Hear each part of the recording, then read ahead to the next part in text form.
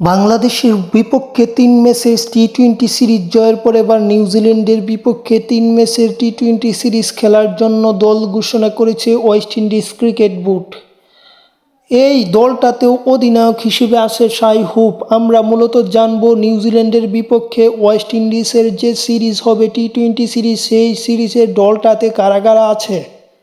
তার আগে যারা এখন পর্যন্ত চ্যানেলটি সাবস্ক্রাইব করেননি তারা চ্যানেলটি সাবস্ক্রাইব করে পুরো ভিডিওটা দেখুন।